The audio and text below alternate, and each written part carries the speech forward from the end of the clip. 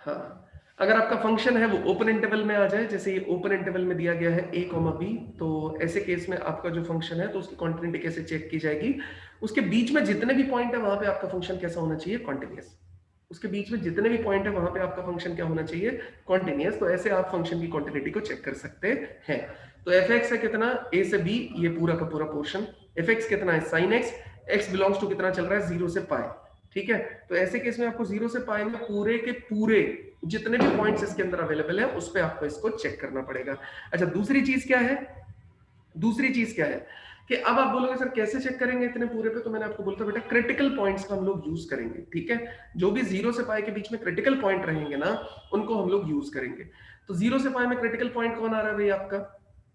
मान लेते हैं 0 से पाई में आपका क्रिटिकल पॉइंट साइन एक्स के केस में कोई भी नहीं आ रहा है, तो उस पर नहीं चेक किया जाएगा, ये पूरा का पूरा कॉन्टिन्यूअस है। ठीक है, तो पूरे जो ओपन इंटरवल होता है उसके अंदर क्रिटिकल पॉइंट्स पे ही सारी की सारी बात की जा सकती है, अदरवाइज हम उस पर बात नहीं कर सकते।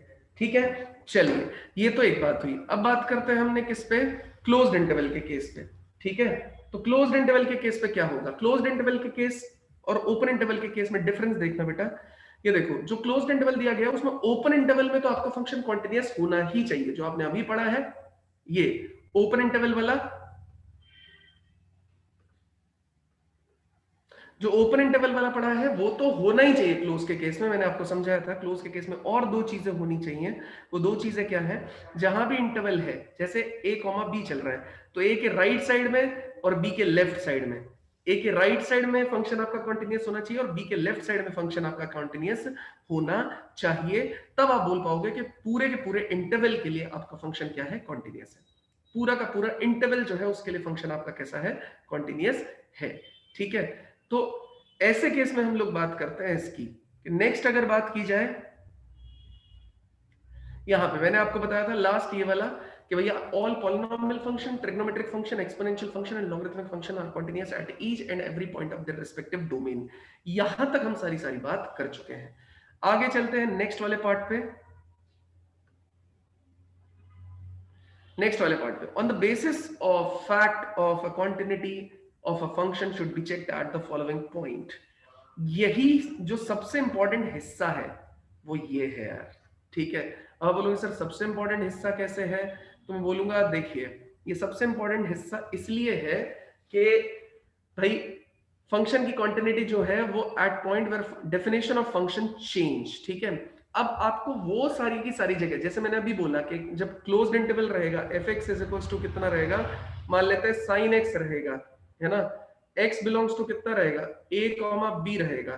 तो ऐसे केस में हम आपसे क्या बोल रहे हैं कि F X is equal to sine x के केस में अब क्रिटिकल पॉइंट्स आपको पता होने चाहिए। अब आप बोलोगे सर ऐसे कैसे क्रिटिकल पॉइंट पता चलते हैं? तो कहां पे क्रिटिकल पॉइंट आएगा वो ये बताएगा कि कहां पे क्रिटिकल पॉइंट को कंसीडर किया जाना चाहिए, वो ये जगह बताएगी। ठीक है, अब आप बोलेंगे सर कैसे? तो देखो, पहला पॉइंट इसने जो बोला है उस पर ध्यान दीजिए।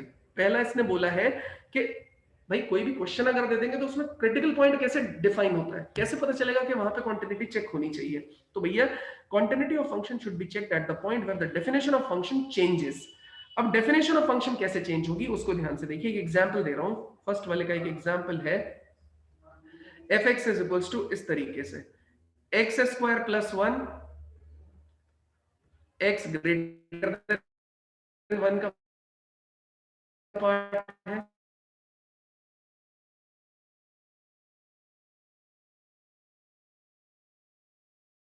एक्स स्क्वायर माइनस मान लेते हैं x लेस देन का पार्ट। तो ऐसे केस क्या हो जाएगा? ये जो मेरा फंक्शन है ना यार, ये फंक्शन के लिए ये x इक्वल्स टू 1 मेरा क्या हो जाएगा? डेफिनेट पार्ट दे रखा है, वन का लेफ्ट का ये पार्ट दे रखा है, वहां पे आपका फंक्शन की डेफिनेशन क्या चेंज हो रही है। तो जब फंक्शन की डेफिनेशन वहां पे चेंज हो रही, बोलोगे कि फंक्शन की कॉन्टिन्यूटी कहां चेक होगी? ऐसा भी होता है, मान लेते हैं ये जी दे रखा है आपको, वो इस तरीके का फंक्शन होता है a x plus b x square x minus one, ये तीन पार्ट दे दिए गए।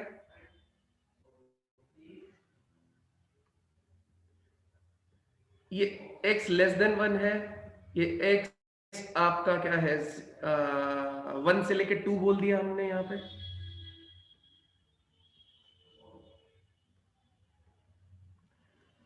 यहाँ पे ग्रेटर देन 2 है, ठीक है।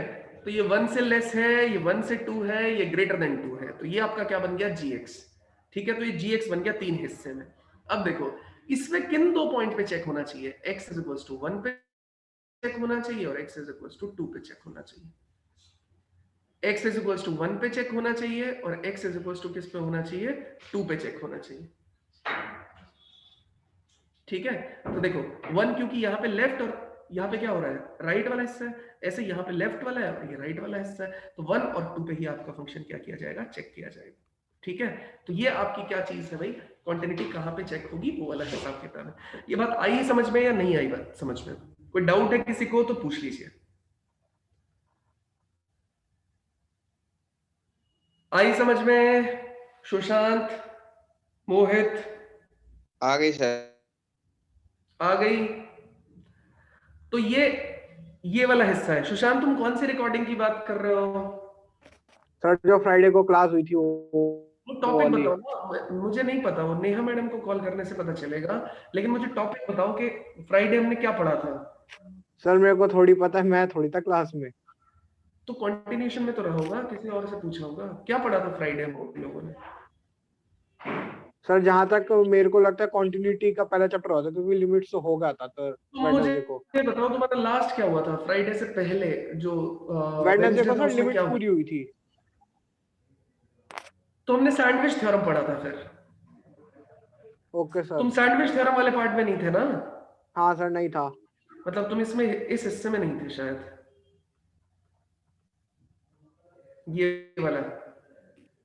हाँ सर ये मेरा नहीं हुआ अभी तक। हाँ ये वाला हिस्सा, ठीक है, अब मुझे समझ में आया, अब मैं पूछ लूंगा उनसे, ठीक है। Okay sir.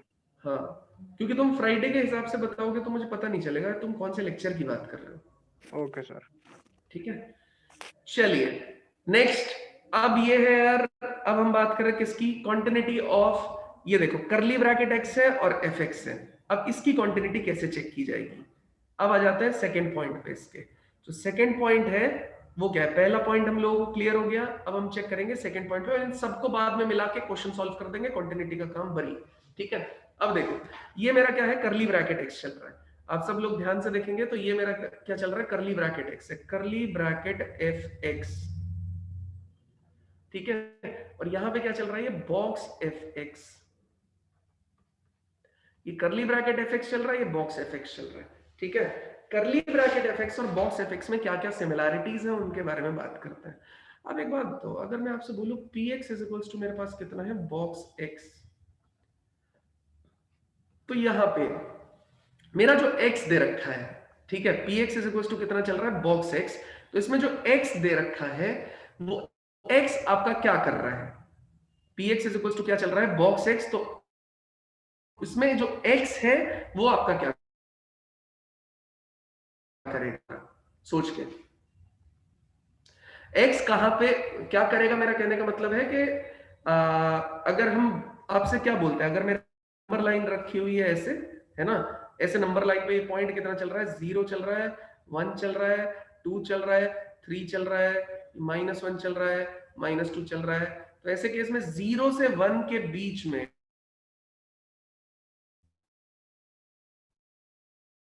बॉक्स उसको आंसर दे देगा 0, के बीच में बॉक्स उसका आंसर दे देगा 2, -1 से 0 के बीच में जो भी वैल्यू आएगी बॉक्स उसका आंसर दे देगा -1। इसका मतलब ये हुआ कि भैया यहां पे अगर ध्यान से देखा जाए तो 1 के लेफ्ट में आपको अलग वैल्यू मिल रही है और 1 के राइट में आपको अलग वैल्यू मिल रही है। 1 के लेफ्ट में आपको 0 मिल रहा है, 1 के राइट में आपको 1 मिल रहा है। इसी तरीके 2 के लेफ्ट में आपको 1 मिल रहा है और 2 के राइट में आपको 2 मिल रहा है। इसी तरीके से यहां पे 0 के राइट में आपको, लेफ्ट में आपको -1 मिल रहा है, 0 के राइट में आपको 0 मिल रहा है।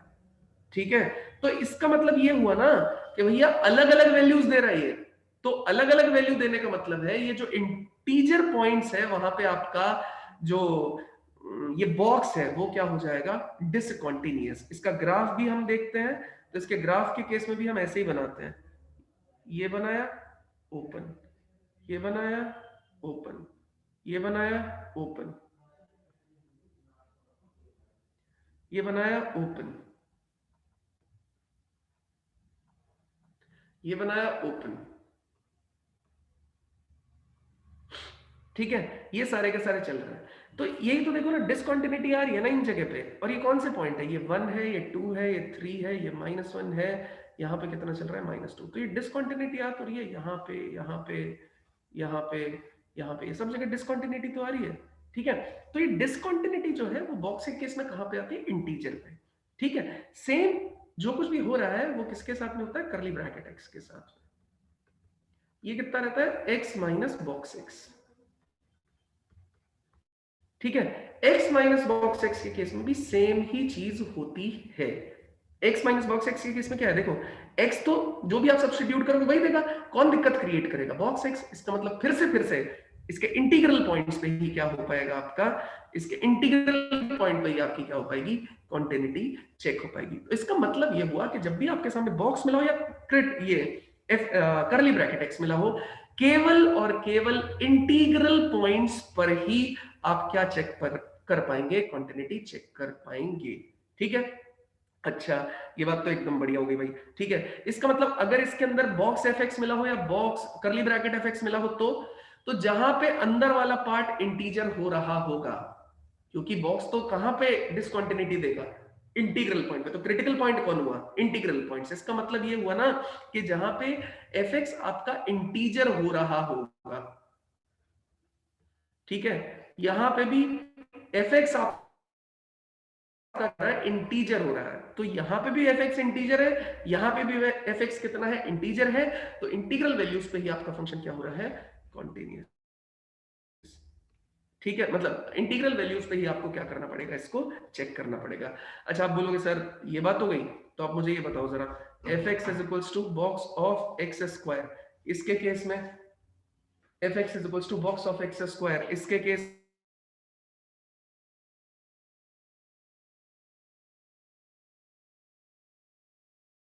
में सॉल्व करेंगे, है ना। इसको सॉल्व करके देखा हो कब होना चाहिए ये,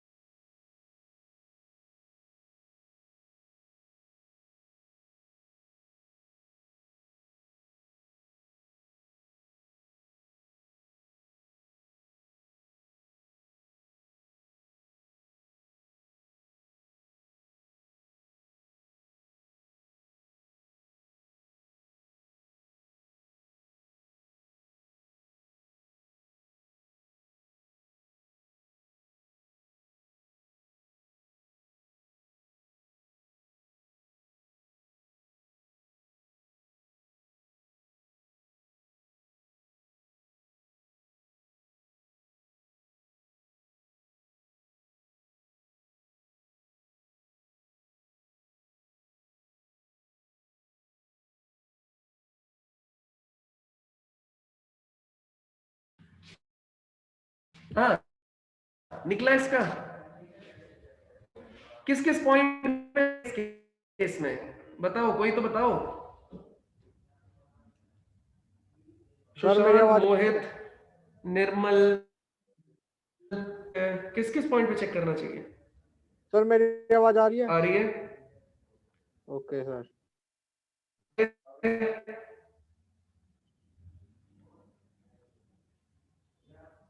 बताओ किस किस पॉइंट पे चेक करना चाहिए।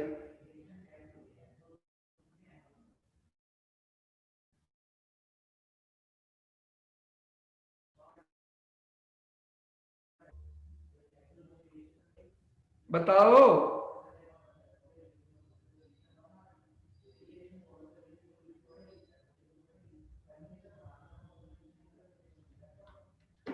हाँ भाई, मुझे लग रहा है कि आप लोग नहीं बता पाएंगे। क्या दिक्कत हो रही है मुझे समझ नहीं आ रहा, क्या दिक्कत हो रही है आदित्य, है?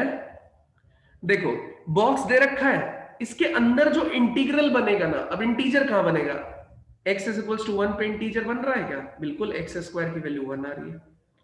x इज इक्वल्स टू 2 पे इंटीजर बन रहा है क्या, बिल्कुल x स्क्वायर की वैल्यू 4 आ रही है। x इज इक्वल्स टू 3 पे इंटीजर बन रहा है क्या, x स्क्वायर की वैल्यू 9 आ रही है। x इज इक्वल्स टू -1 पे इंटीजर बन रहा है क्या? बिल्कुल। एक्स स्क्वायर की वैल्यू 1 आ रही है। x की वैल्यू -2 पे इंटीजर बन रहा है क्या? बिल्कुल। एक्स स्क्वायर की वैल्यू कितनी आ रही है? 4 आ रही है। ठीक है, लेकिन दिक्कतें और कहां है?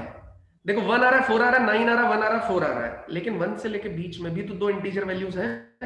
कौन कौन सी? 2 और 3। अब x की कौन सी ऐसी वैल्यू है जिसपे 2 मिलेगा? X square √2। तो x square is equal to 2 मिल जाएगा आपको। x की कौन सी वैल्यू ऐसी वैल्यू है जिसपे आपको इंटीजर मिलेगा? एक्स स्क्वायर √3, 3 दे देगा आपको। ठीक है, तो मेरा कहने का मतलब है कौन कौन सी वैल्यूज है जहां पे चेक करना चाहिए।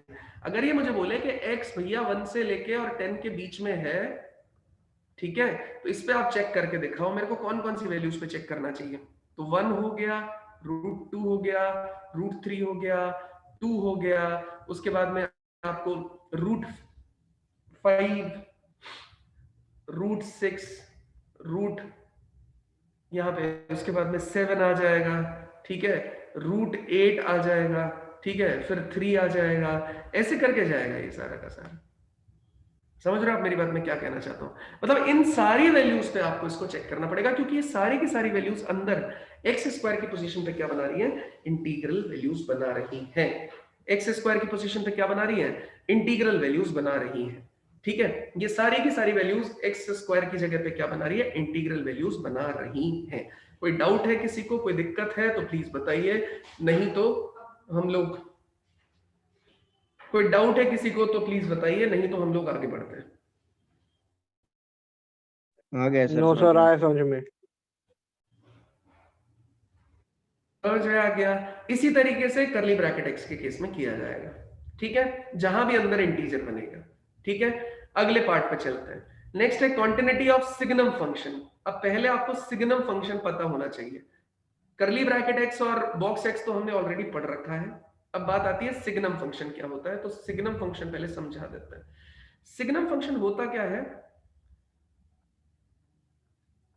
एफ एक अलग पेज पे लेके करा देता हूं, फिर लिखा रहेगा। हाँ, तो F X is equals to, अगर कहीं पे लिखा है एस जी एन एक्स, इसका मतलब ये आंसर क्या देगा?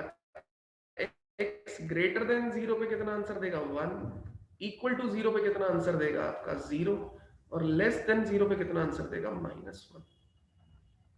ठीक है, एक्स ग्रेटर देन 0 पे कितना आंसर देगा? 1, इक्वल टू 0 पे कितना आंसर देगा? 0, लेस देन 0 पे कितना आंसर देगा? -1। ठीक है, x ग्रेटर देन 0 पे कितना आंसर आ रहा है? 1।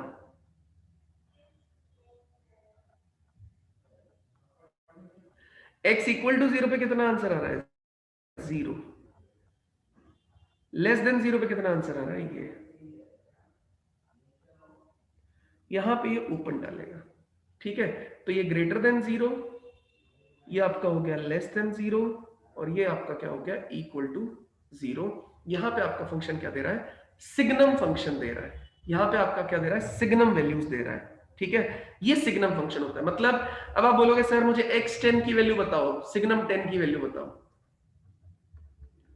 सिग्नम 10, 10 किस रेंज में आएगा? यहां पे आंसर क्या आना चाहिए? 1। बस खत्म। आप बोलोगे -3.9 की वैल्यू बताओ, तो SGN -3.9, SGN -3.9, उसकी वैल्यू कितनी हो जाएगी आपकी? -1। तो ये कितना हो गया? 1। ये कितना हो गया? -1। कोई दिक्कत, समस्या, परेशानी हो तो प्लीज बताइए।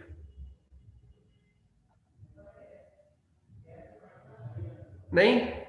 तो सिग्नम फंक्शन में अगर नो क्रिटिकल सर, पॉइंट देखा जाए तो नहीं। कौन है क्रिटिकल पॉइंट? कौन है क्रिटिकल पॉइंट सिग्नम फंक्शन में देखा जाए तो? 0। तो 0। x इज इक्वल्स टू 0 पे, जब सिग्नम x लिखा हुआ है तो x इज इक्वल्स टू 0 पे आपको इसकी क्वांटिटी चेक करनी पड़ेगी। इसी तरीके से सिग्नम fx के केस में, सिग्नम fx के केस में fx इज इक्वल्स टू 0 पे आपको क्या चेक करनी पड़ेगी? सिग्नम फंक्शन की क्या चेक करनी पड़ेगी? क्वांटिटी। वहां से जो आपको x की वैल्यूज मिलेंगी, जैसे सिग्नम fx लिखा हुआ है तो अंदर क्या है? fx। सिग्नम x के केस में अंदर क्या था? x, उसको 0 किया था। सिग्नम fx के केस में अंदर क्या है? fx की वैल्यू। तो fx को आप क्या कर दो? 0। fx को 0 करने पे जो आपको x की वैल्यूज मिलेंगी अब x की वैल्यूज आपको क्या क्या मिल सकती है, C1 C2 C3 C4 कुछ भी मिल सकता है। हो सकता है भाई यहां लिखा हो सिग्नम x स्क्वायर -1, तो कौन से क्रिटिकल पॉइंट हो जाएंगे, इसको जीरो करो तो कितना हो गया, x square -1 square is equals to 0, इसको करेंगे तो x -1 x + 1 इक्वल टू 0, तो x इज इक्वल्स टू 1 और x इज इक्वल्स टू कितना हो जाएगा -1। कोई दिक्कत है किसी को किसी भी तरीके से तो प्लीज बताइए, कोई डाउट है किसी को किसी भी तरीके से तो प्लीज बताइए। नो सर नहीं है। तो ये मेरे अब क्रिटिकल पॉइंट बन गए इसके लिए। तो अब इन पे चेक किया जाएगा, इन पे कैसे चेक किया जाएगा, अब इसे fx मान लूंगा मैं, है ना, और यहां पे LHL निकालूंगा, फिर इसकी जगह RHL निकालूंगा और यहां पे वैल्यू ऑफ लिमिट निकालूंगा, f = 1 या -1 ये निकालूंगा। ठीक है, ये इस पे निकाला जाएगा। समझ आया? हाँ सर आ गए समझ में। क्योंकि ये बहुत इंपॉर्टेंट है, इसके बाद मैं क्वेश्चन दूंगा एक। अब आ जाते हैं f(g(x) वाले केस में, अब आ जाते हैं f(g(x) वाले केस में। In case of composite function f(g(x), continuity should be checked at all possible points of discontinuity of gx and at the points where gx is equals to c, where c is the possible point of discontinuity। ठीक है, अब देखो f(g(x) का case थोड़ा सा अलग है यार। क्या ये बोल रहा है, उन सारे पॉइंट्स पे डिसकंटिन्यूटी आप चेक करेंगे, ध्यान से देखिए, जहां पे gx डिसकंटिन्यूअस होगा।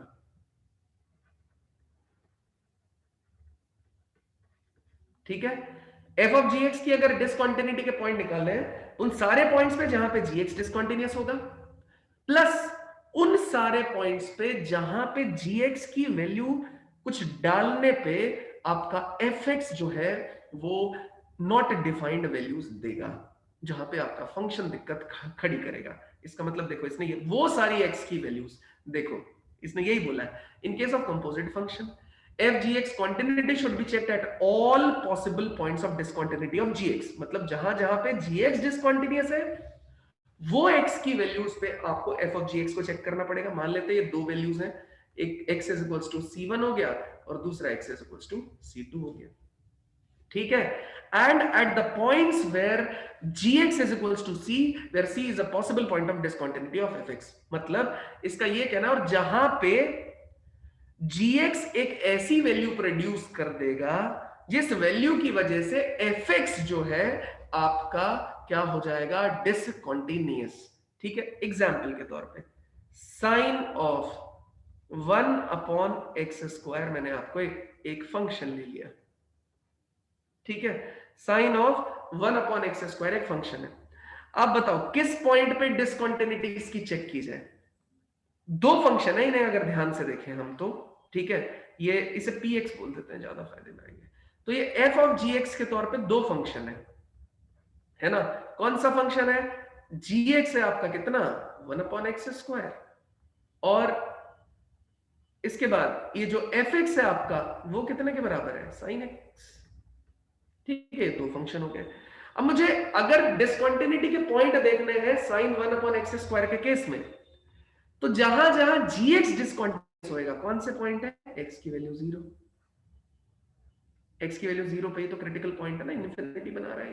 ठीक है, तो x की वैल्यू 0 पे आपका जो फंक्शन है, अब ये sin of 1/x² की discontinuity x is equals to 0 पे चेक की जाएगी, प्लस और कहां पे चेक की जाएगी, जहां पे sin x जो है, यहां पे अभी x² रखा नहीं है मैंने, ये फंक्शन बनाया नहीं है, sin x किस जगह डिसकंटिन्यूअस होता था, अब sin x किसी जगह डिसकंटिन्यूअस नहीं होता भाई, तो इसका मतलब है x की ऐसी कोई भी वैल्यू नहीं रहेगी जहां पे ये क्या हो, sin x डिसकंटिन्यूअस हो। सही बात है, इसका मतलब gx इस जगह पे आया है, मतलब 1/x², उसकी भी कोई वैल्यू नहीं रहेगी जहां पे ये डिसकंटिन्यूअस होगा।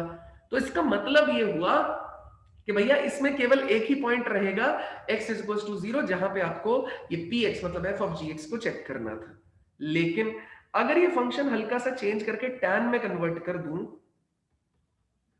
तो अब मेरे पास पॉसिबिलिटी बढ़ गई है, क्योंकि अंदर वाला फंक्शन कहां डिसकंटिन्यूअस हो रहा है, x इज इक्वल्स टू 0 पे, और tan x कहां डिसकंटिन्यूअस हो रहा है, जब 1 अपॉन एक्स स्क्वायर की वैल्यू कितने के बराबर बन जाएगी, पाई बाय 2 के ऑड मल्टीपल्स बन जाएगी।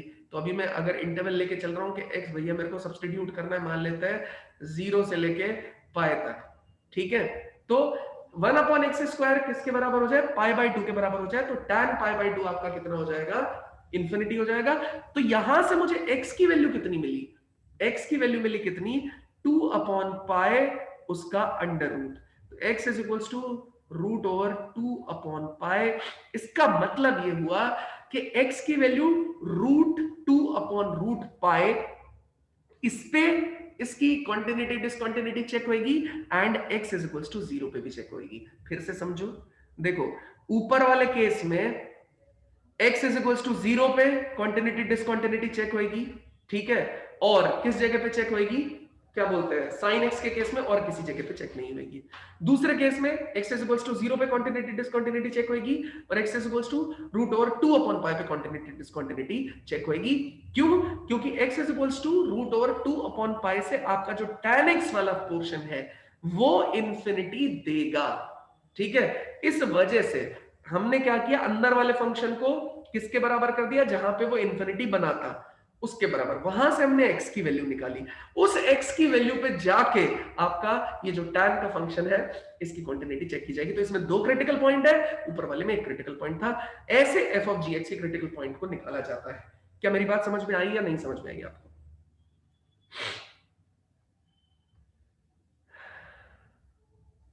मोहित, सुशांत, समझ आया या नहीं समझ में आगे आया? सर। आ गया सर। आ गया, चलिए। अब ये जो क्वेश्चन दे रहा हूं, इस क्वेश्चन को ध्यान से टाइम लगाना, चाहे 10 मिनट लगा दो, मुझे कोई दिक्कत नहीं है, अपना टाइम लो, कोई मुझसे ना पूछे, सोचे समझे, ट्राई करे। इसे टोटल क्रिटिकल पॉइंट्स आपको निकाल के दिखाना है जहां पे आपकी कॉन्टिन्यूटी चेक होगी। पहले नंबर ऑफ क्रिटिकल पॉइंट में कौन कौन से क्रिटिकल पॉइंट है पहले आप वो बताओ, उसके बाद में क्रिटिकल पॉइंट, एक बार ये क्रिटिकल पॉइंट आ जाए उसके बाद में आपको ये बताना पड़ेगा कि भैया ये तो मेरे क्रिटिकल पॉइंट है, फिर मैं कोई एक क्रिटिकल पॉइंट आपको दे दूंगा, उस पे इसकी कॉन्टिन्यूटी डिसकॉन्टिन्यूटी पे हम कमेंट पास कर देंगे, ठीक है, समझ गए। तो पहले आपको पॉइंट निकालने हैं, निकालना स्टार्ट कीजिए। समझ गए मोहित, एकता, सुशांत, समझ गए? Yes sir. हाँ सर। ठीक है, निकालो इसके पॉइंट्स।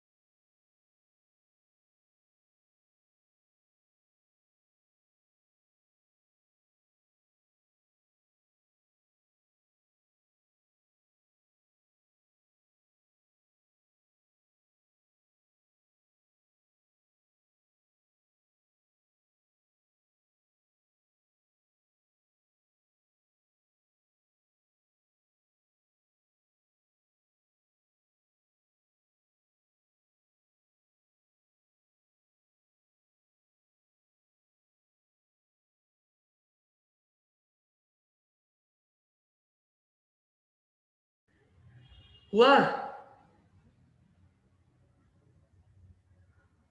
मोहित, सुशांत, एकता, हुआ?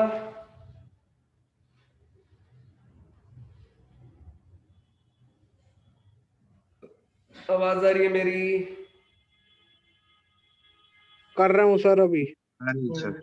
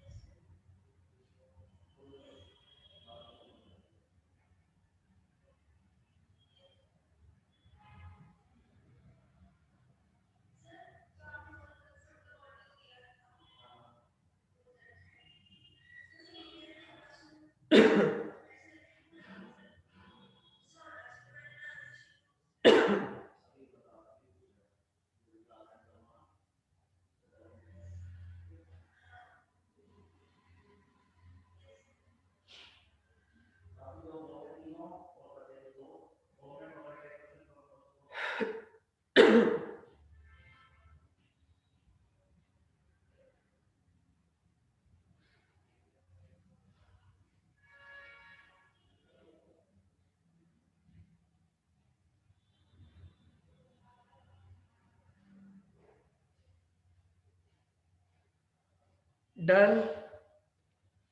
नहीं हुआ तो मुझे बताओ बेटा, मैं करूंगा फिर। सर अभी तक तो नहीं हुआ।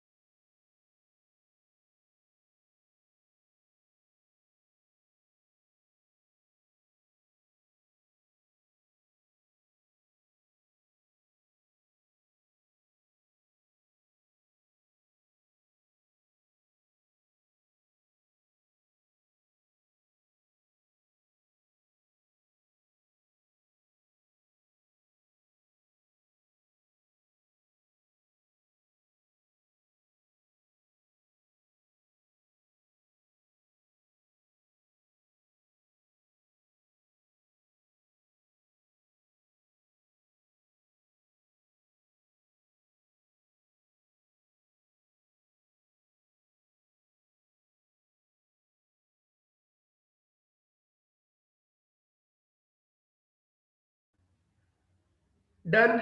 नहीं? चलिए कोई बात नहीं। देखिए, इसके अंदर कौन कौन से फंक्शन है उस पर बात करते हैं सबसे पहले, है ना? कौन सा फंक्शन है ये? कौन सा फंक्शन चल रहा है? Box sine x.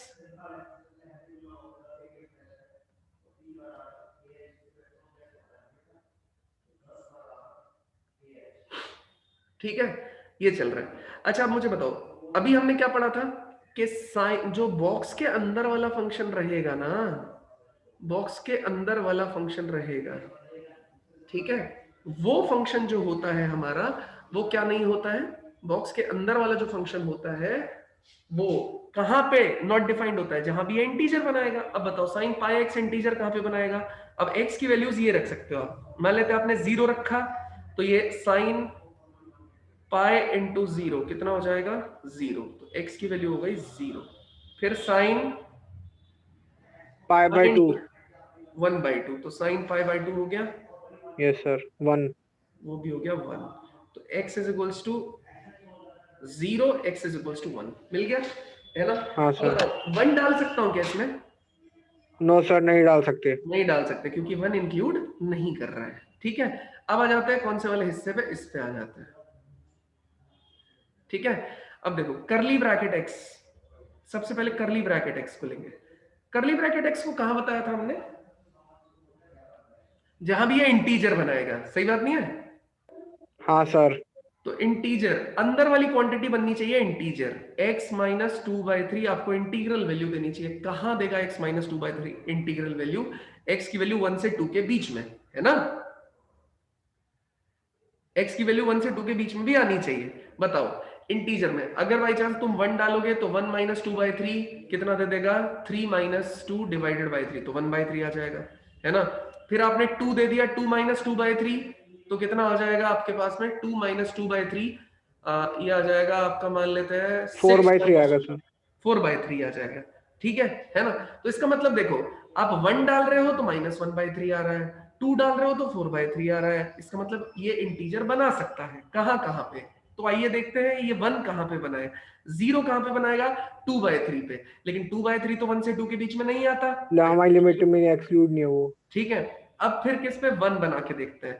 1 कहां पे बनाएगा? ये x की वैल्यू 5/3 के भी, 5/3 देखो ना, ये इस तरफ जाएगा तो 5/3 हो जाएगा।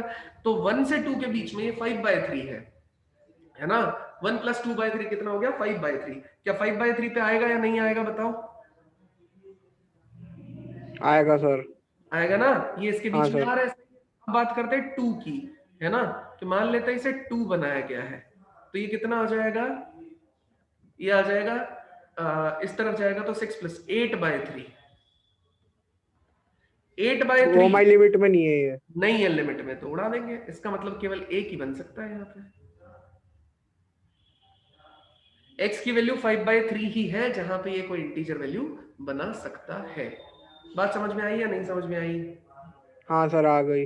तो x की वैल्यू कितनी हो गई? 5/3। 0 1/2 5/3, ठीक है। अगला क्या है? सिग्नम। बात करते हैं सिग्नम की। सिग्नम कहां पे बनाएगा बताओ?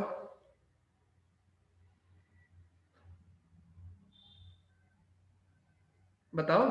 सिग्नम अभी बताया था ना, 0 जहां भी अंदर 0 बनेगा उस जगह पे आपको चेक करना पड़ेगा। तो तो x 5/4 माइनस हो गया सर। 5/4 की वैल्यू कितनी हो जाएगी? 0। तो x की वैल्यू कितनी हो जाएगी? 5/4। 5/4। तो कितने हो गए? 4, 1 2 3 और 4, सही है। हाँ सर। उसके बाद में एक और उसमें डेफिनेशन थी कि जहां भी आपका क्या चेंज होगा, फंक्शन की डेफिनेशन चेंज होगी। तो कहां पे चेंज हो रही 1 है? पे। 1 पे चेंज हो रही है, ठीक है। और कहां पे चेंज होगा? बाउंड्री पॉइंट्स पे चेंज होगा। क्यों? क्योंकि ये क्लोज्ड इंटरवल है ना। हाँ सर। तो क्लोज्ड इंटरवल पे बाउंड्री पॉइंट्स पे भी तो चेक होगा। तो 0 तो ऑलरेडी आ रहा है, तो कहां पे आएगा? 2 पे। तो ये सारे के सारे इसके क्या है? Critical points. 0 1/2 5/3 5/4 1 और 2, ये इसके सारे के सारे क्या है? Critical points. कोई डाउट है किसी को किसी भी तरीके से?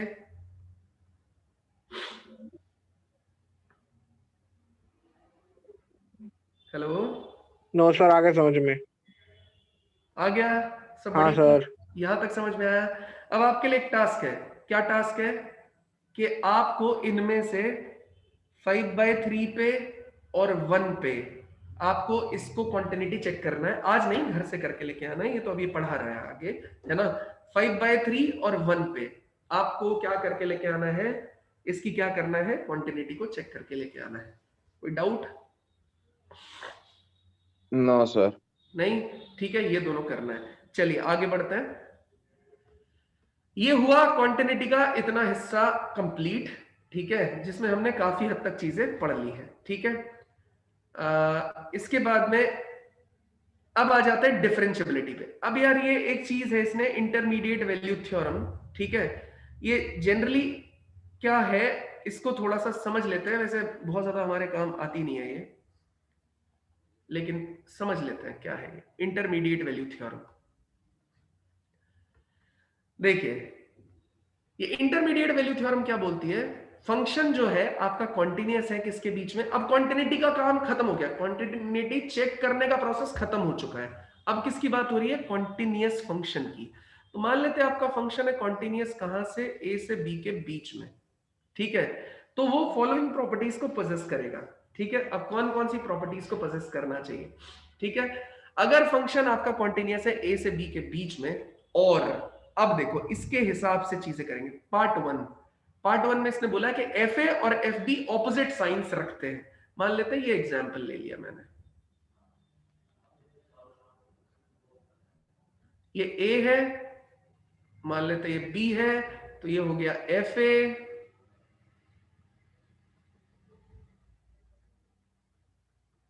ये हो गया एफ बी। ठीक है, ये ए है, ये बी है, ये हो गया एफ ए, ये हो गया एफ बी। तो एफ ए का साइन कैसा है? नेगेटिव। एफ बी का साइन कैसा है? पॉजिटिव।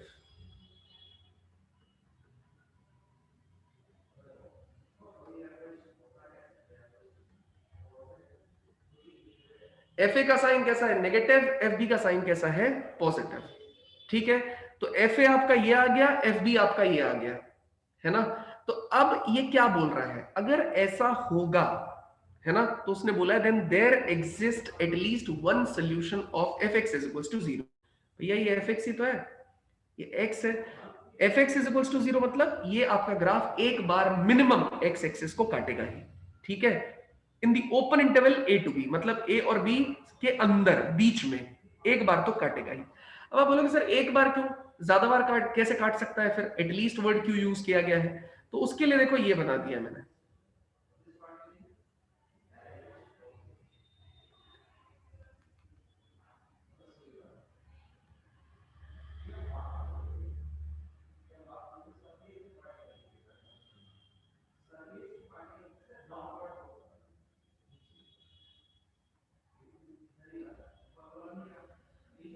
तो ए पे एफ ए, बी पे एफ बी, मतलब एफ ए आपका नेगेटिव है, एफ बी आपका पॉजिटिव है। तो एफ ए और एफ बी अगर ऐसा हो रहा है और फंक्शन आपका कॉन्टिन्यूअस है, तो देखो यहां पे एक बार कट रहा था, यहां पे कितनी बार कट रहा है? 3 बार कट रहा है। ठीक है, यहां पे एक बार कट रहा है, यहां पे कितनी बार कट रहा है? 1 2 और 3, 3 बार कट रहा है। ठीक है, तो पहले वाले केस में अगर एक बार कटेगा यहां पे, दूसरे वाले केस में 3 बार कटेगा। कोई डाउट है, किसी को समस्या है तो प्लीज बताइए। कोई दिक्कत है? समझ आ रहा हाँ है? सर।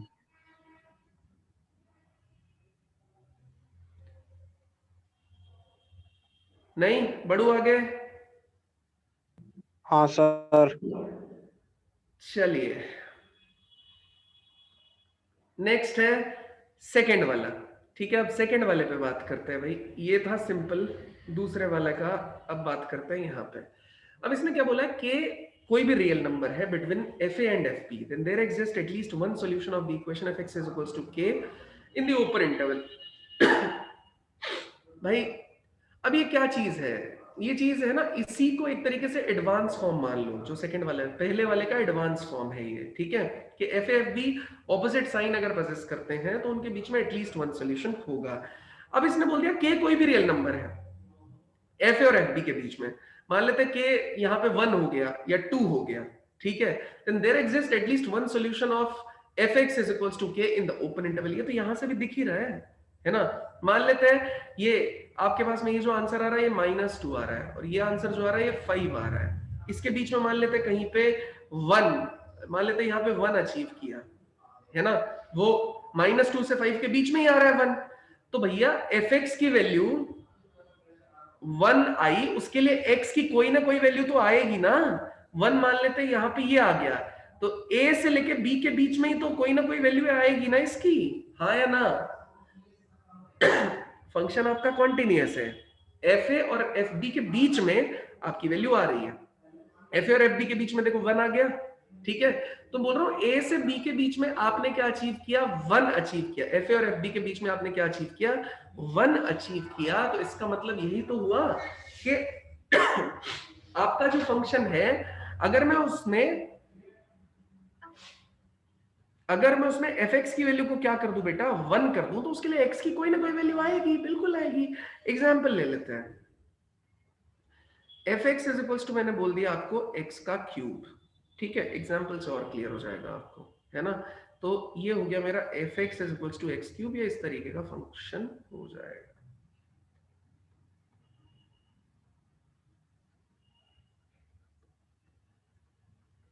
ठीक है, 1 सब्स्टिट्यूट करेंगे तो ये आंसर है, -1 सब्स्टिट्यूट करेंगे तो ये आंसर है। ये 1 सब्स्टिट्यूट करने पे आंसर है, ये -1 सब्स्टिट्यूट करने पे आंसर है।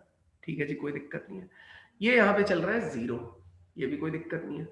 अब मैं आपसे क्या बोल रहा हूं कि आपने fx की वैल्यू x क्यूब डाला, तो अब ये यहां पे देखिए, इसके केस में जो आंसर आया वो -1 आया, और इसके केस में जो आंसर आया वो कितना आया आपके पास में 1 आया, ये fx चल रहा है।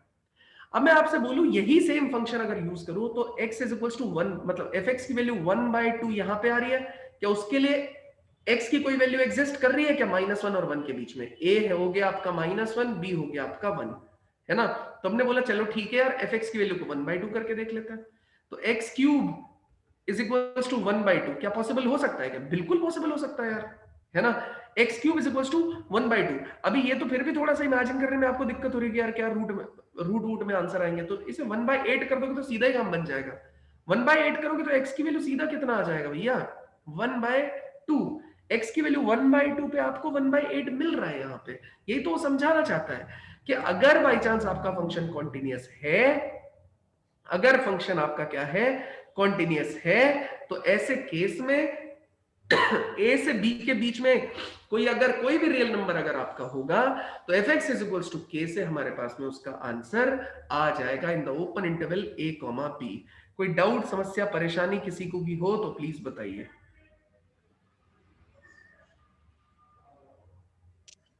आगे नो सर, आगे समझ में। आगे समझ में? हाँ सर। चलिए ठीक है, नेक्स्ट हेडिंग लिखिए differentiability of a point.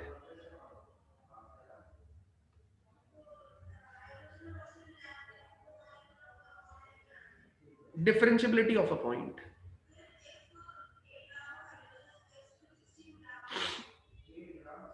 Differentiability of a point, ठीक है? तो भैया मेरे पास क्या है, आर एच डी है, that is right hand derivative, और एक होता है एल एच डी, जो होता है लेफ्ट हैंड डेरिवेटिव। हम सीधी चीज समझेंगे यार, हम ज्यादा दिमाग नहीं लगाएंगे, ठीक है? F dash A positive limit h tends to 0, f of a plus h minus F A upon में a plus h minus a is equals to L H D के केस में limit h tends to 0, f of a minus h minus F A upon में a minus h minus a, ये चीज होती है f dash a negative, ठीक है? ये चीज क्या हो जाएगी भाई, limit h tends to 0, f of a plus h minus कितना हो जाएगा एफ ए अपॉन में कितना है, ये a से a कैंसिल हो गया, ये हो जाएगा h। ये फॉर्मूला है आर एच डी का, अभी समझा दूंगा कि ये चीज होती क्या है।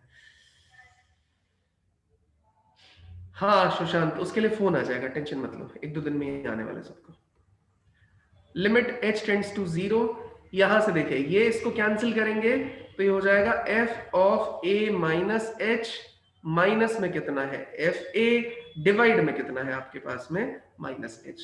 तो ये हो गया आर एच डी और ये हो गया एल एच डी। अगर आर एच डी आपका एल एच डी के हो जाए क्या बराबर, तो आप बोल सकते हैं कि जो आपका फंक्शन है वो क्या है भैया, differentiable at x is equals to a। At x is equals to a आपका फंक्शन क्या हो गया, डिफरेंशिएबल, ठीक है? अगर LHD आपका RHD के बराबर हो जाए तो हम बोल सकते हैं कि फंक्शन आपका क्या हो जाएगा, differentiable at x is equals to a पे। At x is equals to a पे फंक्शन आपका कैसा हो जाएगा, डिफरेंशिएबल। कोई डाउट है, समस्या है, परेशानी है तो प्लीज बताइए यहां तक। अच्छा, इसका एक फिजिकल सिग्निफिकेंस समझा दूं भाई? कुछ तो बोलो, नहीं समझ में आया है? आया सर, कैसे? आया। है ना? देखो, इसका एक फिजिकल सिग्निफिकेंस समझाता हूं। आरएचडी और एलएचडी किसी पॉइंट पे क्या होते हैं, इसे ध्यान से देखो।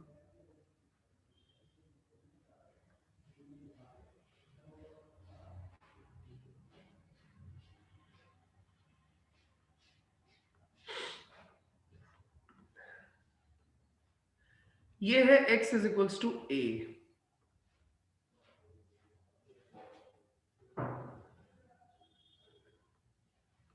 ये है x is equals to a plus H.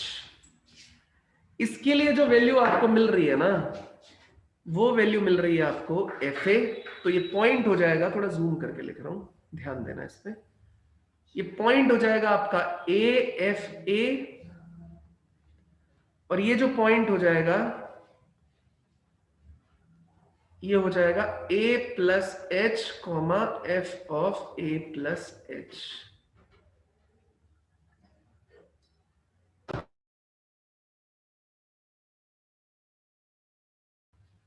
ठीक है, ये हो गया AFA, ये हो गया A plus H F of A plus H. ठीक है, अब मैं क्या बोल रहा हूं आपसे, मैंने आपसे बोला ध्यान से देखो इसको, ध्यान से। अगर मैं इसका स्लोप निकालना चाहूं, ये A पॉइंट बोल दूं और ये B पॉइंट बोल दूं, तो स्लोप क्या होता है? आपने कोऑर्डिनेट ज्योमेट्री अभी पढ़ा है, तो f of A plus h minus F A upon A plus h minus a, यही तो हुआ ना, हाँ या ना? अब मैं तुमसे एक चीज बोलना चाहता हूं कि अगर बाई चांस मैं इस स्लोप में लिमिट अप्लाई कर दूं, h टेंड्स टू 0, तो लिमिट अप्लाई करने का क्या मतलब है? ये जो पॉइंट है इसमें जैसे तुम h की वैल्यू जैसे जैसे 0 को अप्रोच कराओगे, वैसे वैसे ये फंक्शन किस तरफ मूव करेगा? वैसे वैसे फंक्शन मूव करेगा किसकी तरफ? a की तरफ। ठीक है, वैसे वैसे फंक्शन किसकी तरफ मूव करेगा? a की तरफ। a प्लस एच है, फंक्शन किसकी तरफ मूव करना स्टार्ट कर देगा? a की तरफ। फंक्शन जाएगा a की तरफ। ठीक है, तो देखो ना ध्यान से, ये पॉइंट अगर a की तरफ मूव करेगा तो ये वाला पॉइंट किसकी तरफ मूव करना स्टार्ट कर देगा बेटा? a की तरफ। ये जा रहा था इसकी तरफ, तो b पॉइंट किसकी तरफ मूव करेगा? a की तरफ। हाँ या ना? समझ आया या नहीं समझ में आया? इसका मतलब ये जो पॉइंट है ये मूव करते करते करते करते करते करते बिल्कुल बगल में आ जाएगा, और आपको उस समय पे तब भी इन दोनों पॉइंट से, अब जो इन दोनों पॉइंट से पास होती हुई लाइन रही होगी, मान लेते हैं ये पूरी की पूरी लाइन है इन दोनों से पास होती हुई, ये लाइन आगे एक्सटेंड करो, ये बन गया ये लाइन। तो ये जो लाइन रहेगी ना, ये धीरे धीरे धीरे धीरे धीरे धीरे कम होती हुई कहां पे आपको बिल्कुल क्या बनती हुई दिखाई दे जाएगी? टेंजेंट। क्या बनती हुई दिखाई दे जाएगी? टेंजेंट। इसीलिए आप जब इस पे अप्लाई करते हैं, डिफरेंशियबिलिटी का आउटपुट क्या आता है? डिफरेंशियबिलिटी का आउटपुट आता है स्लोप ऑफ टेंजेंट। क्या आउटपुट आता है डिफरेंशियबिलिटी का? Slope of tangent. क्या मेरी बात समझ में आई या नहीं समझ में आई? ये मैंने राइट साइड के लिए किया है, सेम चीज आप लेफ्ट साइड के लिए भी कर सकते हैं। समझ में आया या नहीं समझ में आया? आया गया सर। सर। ये फंडा इंपॉर्टेंट है यार, बुक में लिखा होता है समझ नहीं आता है, इसलिए मैंने आपको इतना डिटेल में बताने की कोशिश की है, इसे नोट कर लो। ठीक है, फॉर्मूला ये यूज होता है, आरएचडी के लिए ये फॉर्मूला यूज होगा, एलएचडी के लिए ये फॉर्मूला यूज होगा। कोई डाउट, समस्या, परेशानी किसी को भी हो तो प्लीज बताइए। नो सर, आ गया था समझ में। आज हमने डिफरेंशियबिलिटी को स्टार्ट कर लिया।